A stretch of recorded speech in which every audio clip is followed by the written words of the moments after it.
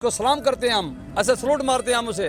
उसने जो मुल्क के लिए किया है वो कोई भी नहीं कर सकता। हम दुनिया को क्या मुंह दिखाएंगे कि हमारे जजों ने यह फैसला किया, हमारे मुंसिफों ने यह फैसला किया, जिनके हाथ में हमने तराजू दिया तो उन्होंने डंडी मार दी। उन्होंने एक शख्स के लिए कानून ही नया निकाल लिया है। ना आइन में है वो कानून, ना पाकिस्तान में है, ना इस्लाम में है, ना दीन मुस्तफा में है। और भाई मुशर्रफ ने वो काम किया जो इनका बाप भी नहीं कर सकता था, ना नवाज शरीफ का, ना जरदारी का। ये पाक फौजी है जिसने इस मुल्क को अरूज दिया और तरक्की दी और कामयाबी की है। ये झंडे गाड़े हैं इस फौज ने, और यही फौज इंशाअल्लाह ताला पूरी दुनिया में छाएगी।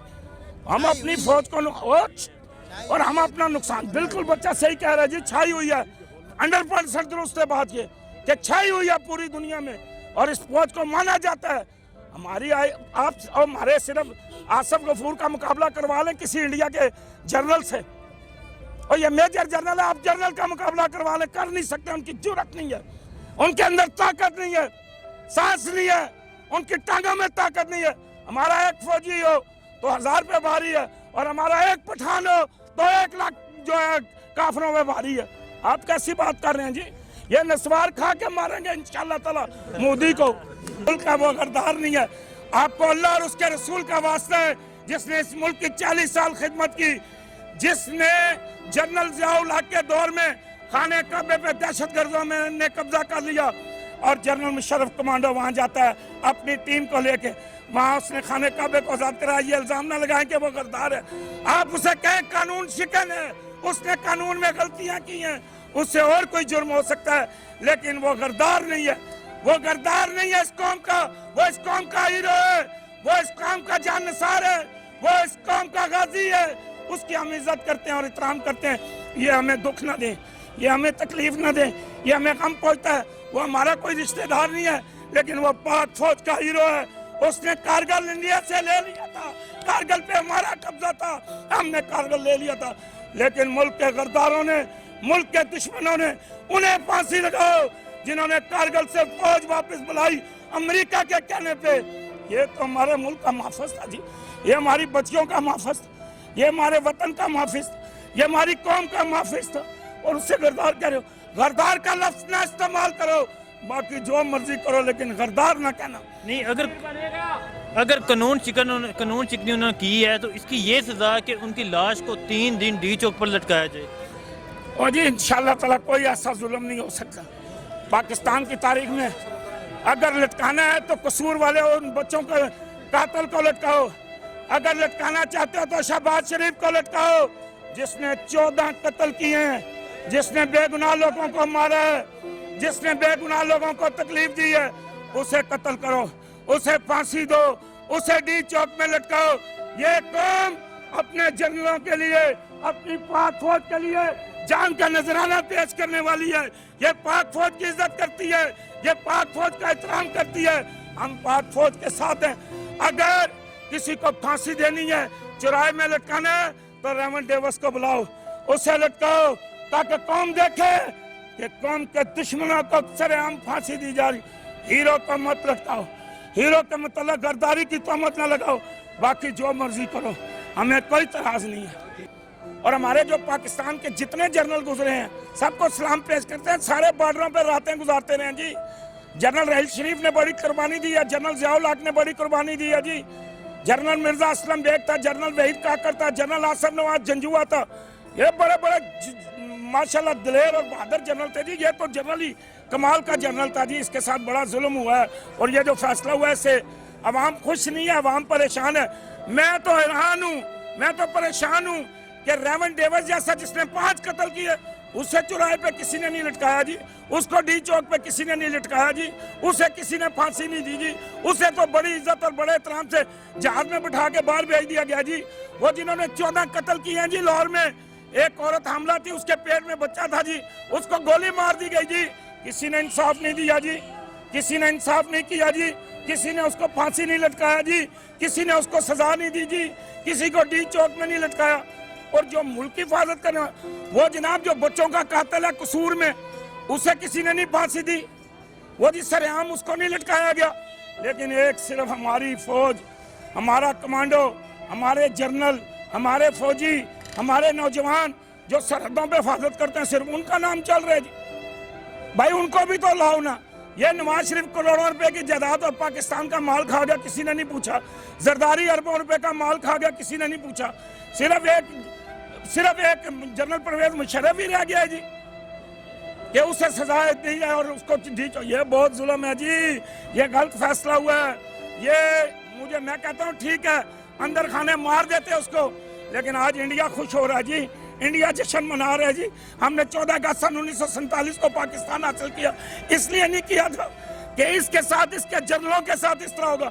वो कहाँ है जी इफ्तिखार चौधरी जो पीसीओपी के तहत हलफ लेते थे, उन्हें भी चुराहे पे लटकाए ना जी। इंसाफ पूरा करे ना जी, उन जजों को भी लटकाए जिन्होंने पीसीओ के तहत हलफ लिया है जी। फिर उन लोगों को भी सजाए मौत दें जी जिन्होंने उस जमाने की असेंबली में हलफ लिया है जी, जो जीत के असेंबलियों में गए हैं जी। फिर उसके बाद की असेंबली जिन लोगों ने हलफ उठाया उन्हें भी सजाए मौत देना जी, उन्हें भी चुराहे में लटकाए ना जी। ये एक बंदे का जी सिर्फ है, ये इंतकामी काम है जी, ये इंतकामी कार्रवाई है जी। ये कोई और दुख है और निकाला कहीं और जा रहा है, लेकिन ये पाकिस्तान बदनाम हो रहा है, ये पाकिस्तान पे हरफ आ रहा है, ये पाकिस्तान का नुकसान है, ये उस मुल्क का नुकसान है, ये हमारे बच्चों का नुकसान है। ये आने वाली नस्लें इस चीजों की सजाएं भुगतेंगे जी। और कोई माई का लाल जनरल मुशर्रफ को फांसी नहीं दे सकता। अवाम उसके साथ है, कौम उसके साथ है, और इंशाल्लाह ताला ऐसा कभी नहीं होगा। जी आप बताएं, वज़ीर आज़म इमरान खान साहब ने जज के खिलाफ रेफरेंस दायर करने का हुक्म दे दिया, क्या कहते हैं आप? बहुत अच्छा किया इमरान खान ने, बहुत अच्छा किया। और जो परवेज मुशर्रफ है जनाब, उसको सलाम करते हैं हम, ऐसे सलूट मारते हैं हम उसे। उसने जो मुल्क के लिए किया है वो कोई भी नहीं कर सकता, आज तक ना किसी ने किया है। खाली एक जो है ना, जो मैंने देखा है, मेरे पास वीडियो बनी हुई है जंग के दौरान की, कि जो मैंने देखा अपनी आंखों से, मैं सलाम करता हूँ और जवाब को भी सलाम करता हूँ। जो फौज करती है, मेरा भाई फौज में था, मिलिट्री में था, मेरा चाचा साहब भाई मिलिट्री में है, मेरे मामू साहब भाई मिलिट्री है, जितना भी हमारा कबीला है सब मिलिट्री में है। तो ऐसा होने लगे मिलिट्री के साथ, ऐसा होगा तो कौन जाएगा भर्ती होने के लिए?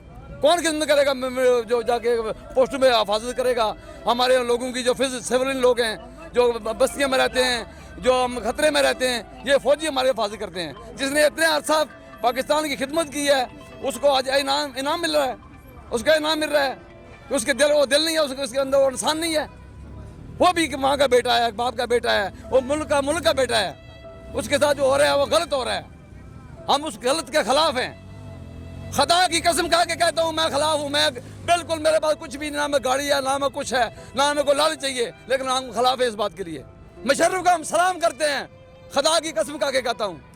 नहीं, अदालत ने ये जो बयान दिया, अगर मुशर्रफ साहब फांसी से पहले फौत हो जाते हैं, उनकी लाश को घसीट के लेके जाएं, गलत। 3 दिन लटकाएं। नहीं, कौन है लटकाने वाला? हम सब जाएंगे उसके हिफाजत के लिए, हम खुद जाएंगे।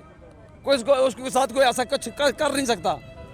जो करेगा वो भरेगा, गलत भरेगा खमियाजा इसका। ठीक है, वज़ीर आज़म इमरान खान साहब ने जो फैसला किया है, इसके बारे में क्या कहते हैं? बहुत अच्छा फैसला किया उसने, उन्होंने बहुत अच्छा फैसला किया। इमरान खान ने जो कहा बिल्कुल दुरुस्त कहा, और उन जजों जो ने जो फैसला किया ना वो गलत किया।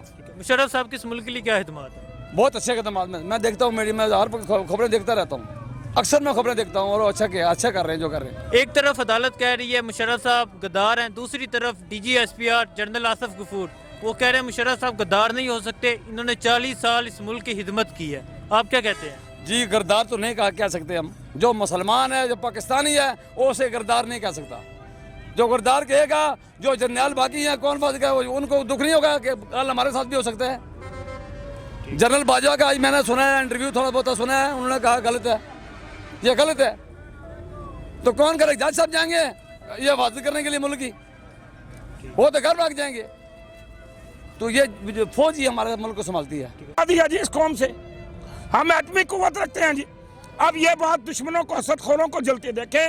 हसद हर आदमी के अंदर है, चाहे वो कोई भी हो, हसद हर आदमी के अंदर है।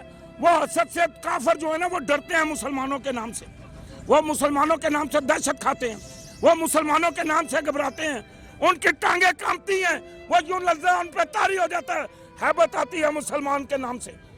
और अल्लाह ने इस कौम से एटम बम बनवाया, हम एटमी कुव्वत रखने वाली कौम है। मुशर्रफ साहब किस मुल्क के लिए क्या हिदमात है? ये मैं जरा दोबारा सवाल कीजिए। जनरल परवेज मुशर्रफ की इस मुल्क के लिए क्या हिदमात है? सर जी, उसकी खिदमत आपको मैं क्या बताऊं। मैं 500 किलोमीटर कश्मीर का मोटरसाइकिल पे सफ़र करके आया हूँ जी। आप अल्लाह पे यकीन करेंगे, अगर पहाड़ पे एक शख्स का घर था तो अगर 5 मील का सफर था आजाद कश्मीर में, उसने उस जगह भी सड़क पहुंचाई है।